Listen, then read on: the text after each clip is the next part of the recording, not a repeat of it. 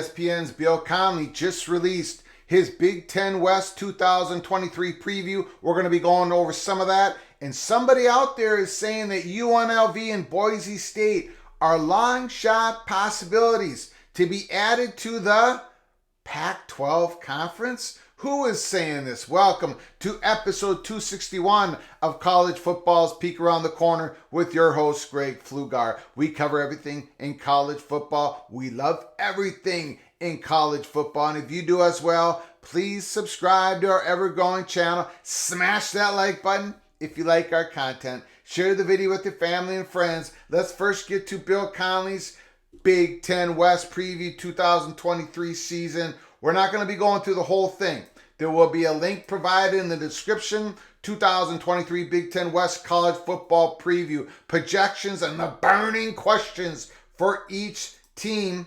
Next year, everything changes. Bill Connelly, ESPN. College football begins the era of the 12-team playoff and the 16-team mega conferences. The Big Ten will be responsible for the most jarring of all changes, the additions of USC and UCLA.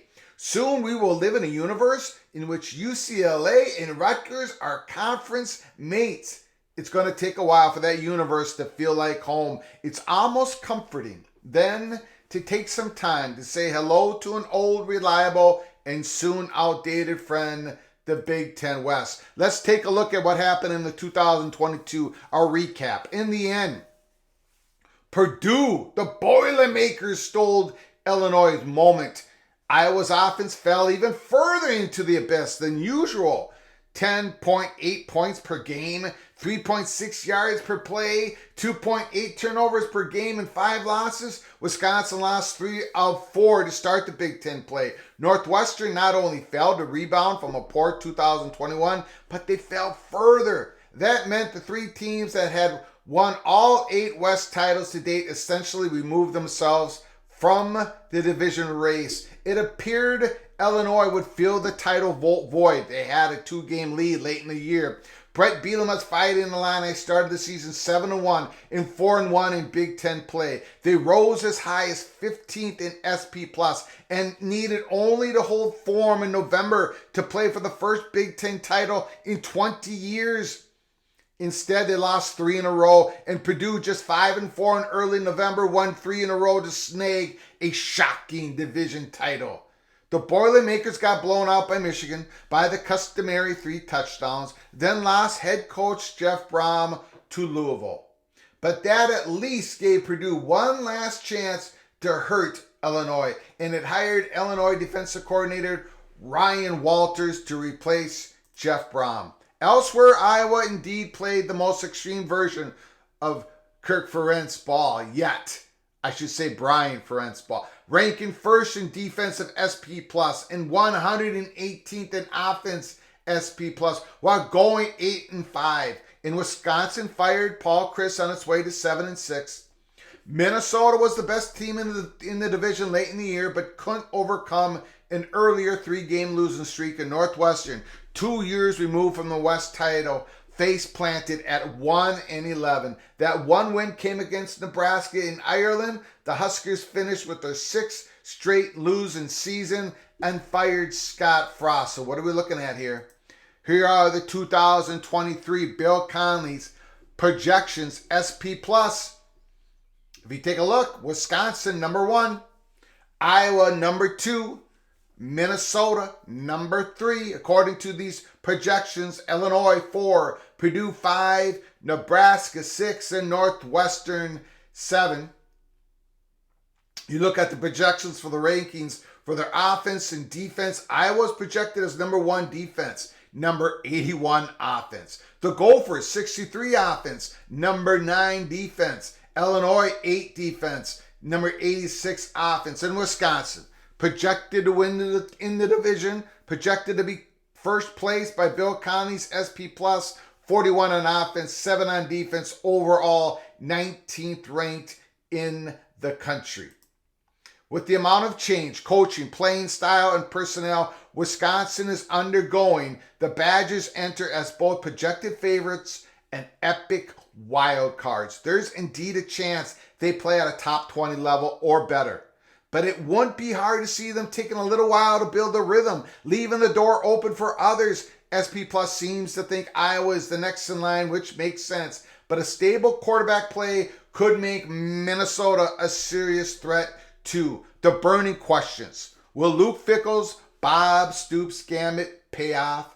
When Bob Stoops was hired as Oklahoma's head coach in the winter of 98-99, he brought in Mike Leach to serve as his offensive coordinator. As the story goes, Stoops hired Leach because as a Florida's defensive coordinator, he absolutely hated defending Leach and Hal Mummy's air raid offense when playing Kentucky.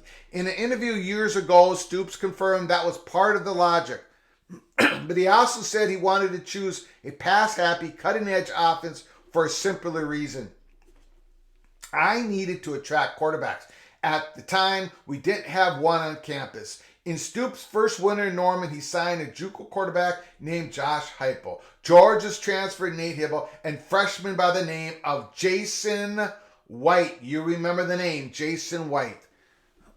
Will Iowa, the burning question for Iowa, will Iowa complete the drive to 300? True. Iowa's offense is inexcusably bad, just horrific on all levels. The Hawkeyes haven't ranked in the offensive SP Plus top 50 since 2011, have ranked 86 or lower in 3 of the last 4 seasons. They were 118th in 2022, which should never happen. When Kirk Ferentz promoted his son Brian to offensive coordinator in 2017, he voluntarily lowered his program's ceiling. Wow. And that's the PATC money shot of this article. Bill Connelly laying it out there. When the head coach hired his son, nepotism, he voluntarily lowered his program's ceiling. That's a hard shot, but a truthful shot from Bill Connelly. Also true, Iowa has had the 8th best SPS average for this decade. The Hawkeyes have won 10 games twice in the last 5 years, and they had just about the hottest non-Bama team in the country at the end of 2020, thanks to the legendary, epic defensive coordinator Phil Parker. They have finished 6th or better in the defense SP Plus for 4 straight years. No West program can match the Hawkeyes' consistency, even with the destitute offense. A nepotist hire has undoubtedly failed to push the program forward, but considering Iowa's resources, recruiting potential, investment level, and so on, it's hard to say it's held the Hawkeyes back much. The burning question, Minnesota. Okay, is this Minnesota's year? In 2018, Minnesota finished 9 spots higher in the SP Plus than West champion Northwestern. In 2021, the Golden Gophers finished 3 spots higher than champion Iowa. In 2022, they finished 40 spots higher than Purdue. Geez, my heart is breaking all over again doing this episode. Over 6 seasons, in Minneapolis, PJ Fleck has built a sturdy, consistently competitive program. In Minnesota's last 3 full seasons, the Gophers have gone combined 29-10. They've won 3 bowl games. PJ Fleck has not lost a bowl game yet, and back in 2019 pulled off their first top finish in 57 years. But when it comes to winning the West, they've always managed to lose the game they couldn't. In 2019, they just had to serve out a home win over Wisconsin to take the title, but got blown out. In 2021, they couldn't hold on to halftime lead at Iowa and came up 5 points short. In 2022, they were mostly brilliant in September and November, but couldn't overcome injuries and a quarterback uncertainty during the 3-game October losing streak. A 2010 loss to Purdue in that span made the difference. Neither the Fighting Illini nor the Boilermakers will look much like their 2021 selves this fall. The champs, the Boilermakers, lost head coach Jeff Brom, quarterback Aiden O'Connell, 1,300-yard receiver Charlie Jones, tight end Payne Durham, and 7 defensive starters. The runner-ups lost defensive coordinator. The Illini, they lost big-time quarterback Tommy DeVito, big-time defensive coordinator, of course, Ryan Walters, who became the head coach of Purdue, 1,600-yard rusher Chase Brown, 2 all-conference offensive linemen, and most importantly, nearly all of last year's incredible secondary. That includes the first-rounder corner, Devon Witherspoon, second-round safety, Martin, third-round safety, Sidney Brown. Holy smokes. Illinois and Purdue have lost a lot. Don't think they're going to be challenging for... Well, Illinois, I think I got Illinois doing better than what Bill Connelly has. But both schools, both teams lost a lot of players from last year. The burning question of Nebraska. How long will it take Matt Rule at Nebraska? We're many thousands of words into this preview, and Nebraska has barely come up. Considering how much this sport adheres to its historic balance of power, most of the same blue bloods have run the sport for 100 years, and the club of dominant programs almost never welcomes new members. It's jarring that the Huskers, just about the nation's best program for 30 years, have become such an afterthought. But that's what happens when a team suffers 6 losing seasons in 7 years and haven't won a conference title in nearly 25 years. 5 years ago, Nebraska made the most now no-brainer hire imaginable. Bringing in Scott Frost, a former national title-winning quarterback for the Huskers, who played for legends like Tom Osborne, Bill Walsh, Bill Belichick, and Bill Parcells, coached for Chip Kelly, and led UCF to an unbeaten season in 2017. You couldn't possibly ask for a better pedigree than that. Then Scott Frost went 16-31. Now comes another nearly perfect pedigree. After a 3-year sojourn into the NFL, Matt Rule came back to the college level to take over the Huskers program. In 2 college head coaching stints, Rule did exactly what will be required in Lincoln: strip the house down to the studs and build a winner with culture and player development. His first Temple team lost 10 games. His third and fourth each won 10. His first Baylor team lost 11 games. His third season at Baylor won 11 games. Holy smokes. The burning question for Northwestern: do Pat Fitzgerald and Northwestern have any hope for another rebound? Doubt Pat Fitzgerald at your own peril. We've seen his Northwestern Wildcats go through plenty of ups and downs through the years, and an up always follows a down. It's awfully hard not to doubt at the moment, though. The Wildcats went from 7-2 in 20th and SP Plus in 2020 to 1-11 and 109th in 2022. The offense has been atrocious for a while, but like Iowa, Fitzgerald's good Northwestern teams win with defense and special teams. The thing is, the defense has been below average since the legendary quarterback Mike Handwitz retired, and they've had some of the worst special teams in the country for 2 straight years. So that is some of the Bill Connelly's article in ESPN Plus. There's a link provided. Read the whole thing. It goes much more detail for all those 7 teams in the Big Ten West. We have PATC. We have Iowa coming in first. Wisconsin coming in second. In the ESPN Plus, SP Plus of Bill Connelly's, they have Wisconsin coming in first and Iowa coming in second. Put down your comments and thoughts in the comments section below the video. Let us know what you think is going to happen in the Big Ten West for 2023. Now, somebody out there reported that Boise State and UNLV remain long shot possibilities. Now, they did say long shot possibilities for Pac-12 conference, to the additions to the Pac-12 conference. Let's see who said that. The Dan Patrick Show, released late last night. Sources say San Diego State is still planning on joining the Pac-12. Well, of course they are. Of course they're planning to join the Pac-12.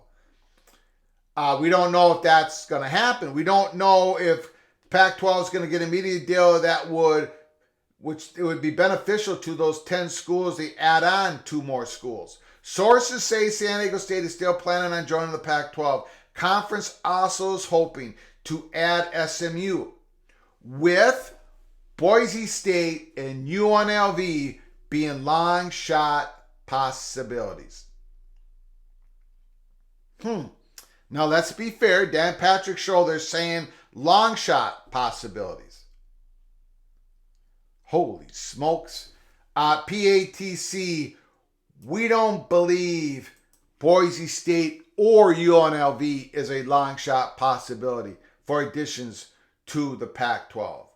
The Pac-12, they have a lot of work to do just to keep their core of 10 schools. And if they're going to add 2 schools, it's going to be, of course, San Diego State and SMU. I don't think there is any long shot possibilities.